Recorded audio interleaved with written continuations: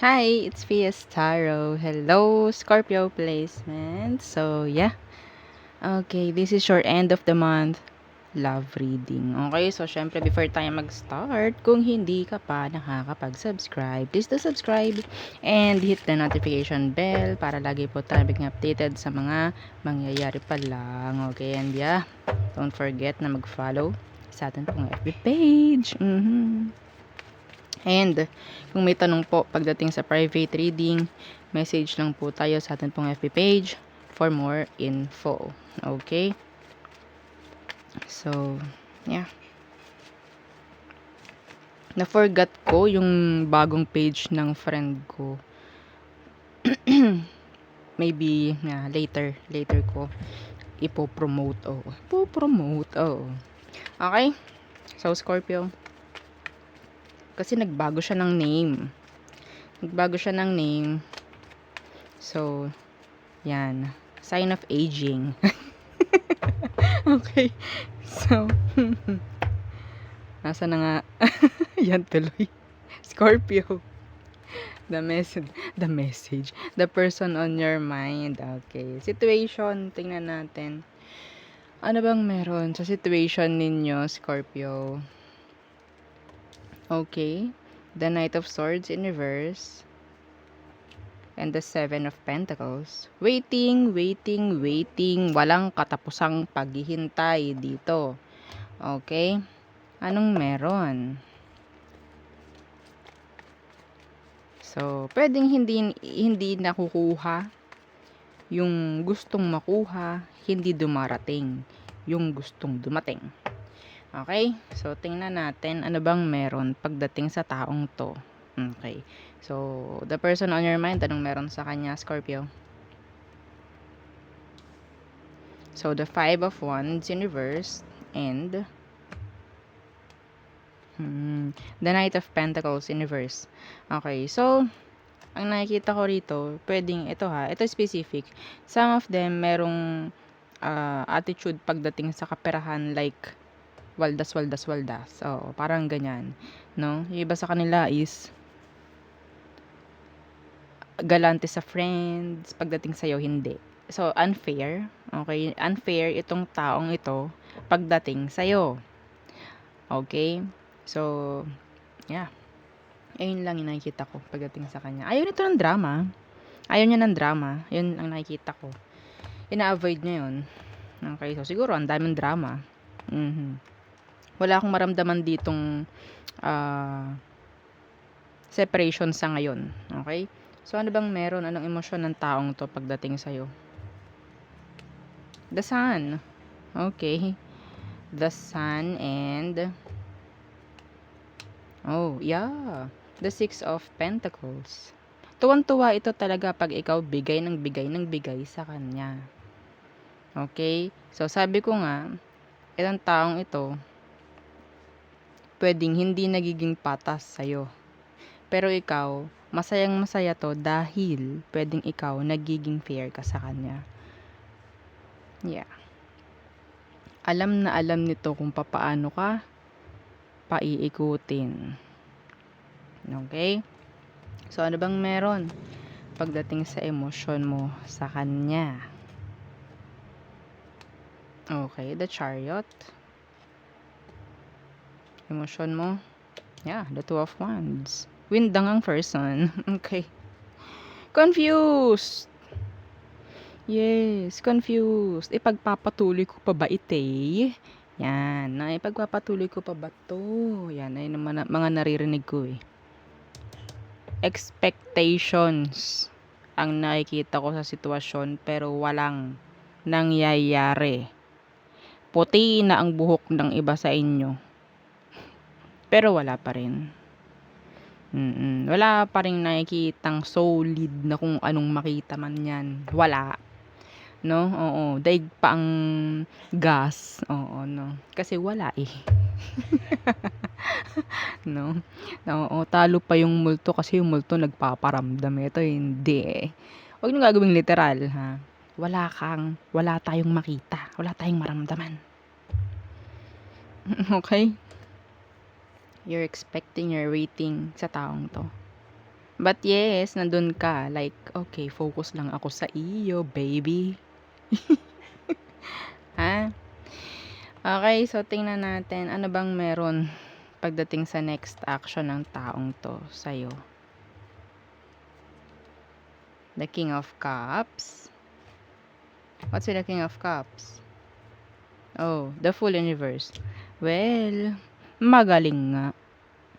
Magaling nga itong taong to. Alam niya, no? Alam niya, next action ng taong ito is emosyon ang target. Okay? Emosyon mo ang target ng taong to. Nagiging careful siya. Okay? Nagiging careful siya. Yeah, the Two of Swords Universe. Alam nito ang kilos niya. Alam nito ang next action na gagawin. Alam niya. Ikaw, kapag alam nito kung anong emosyon mo para sa kanya, ay yari na. Okay, yari ka! O ba? Okay? So, tingnan natin ano ba. May decision dito.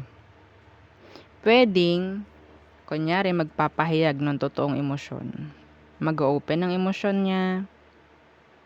Tingnan natin anong advice for you. Scorpio. Okay? The Six of Cups and the Magician. Okay. So, nakikita ko rito, kilala mo itong taong to.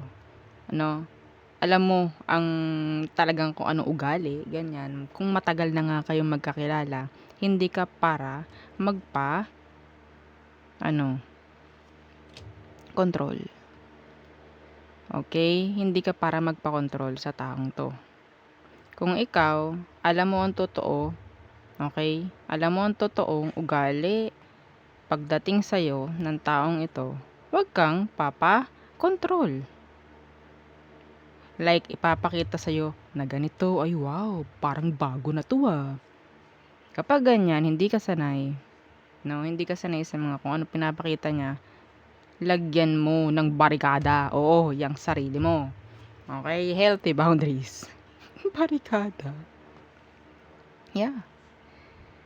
Okay? Pero syempre, alam mo rin, no, kung hanggang saan ang limit. Aalamin mo rin kung hanggang saan ang limit para mag-workout itong sitwasyon na to. Okay? May chance yung iba na maging okay. Sa totoo lang. Okay? Hindi ko yan itatago. May chance yung iba sa inyo na maging okay ang resulta ng sitwasyon nyo. Okay? So, don't worry. Pero, yun nga, depende. Depende kung paano mo lalaruin. Okay? Yeah, the temperance. Iba sa inyo, kailangan maging pasensyoso, pasensyosa. Ganyan. Okay?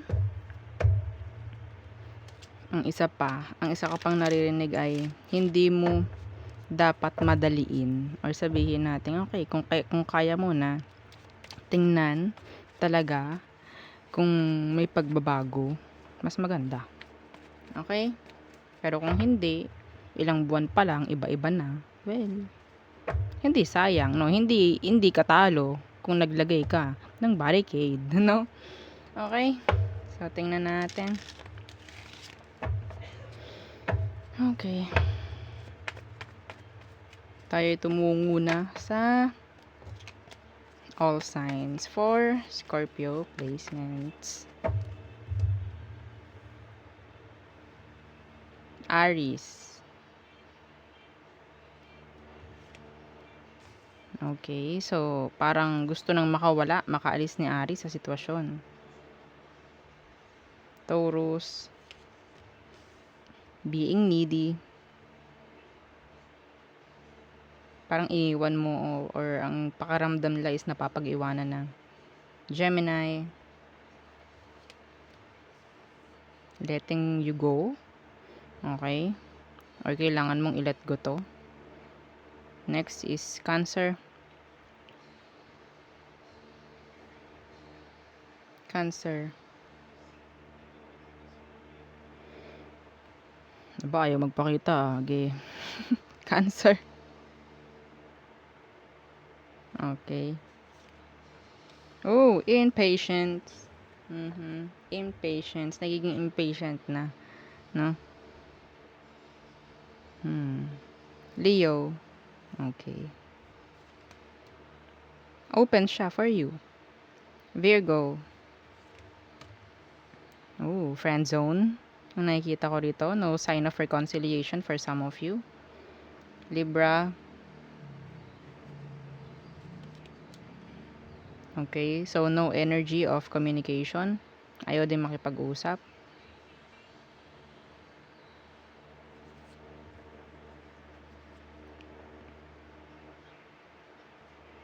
Scorpio.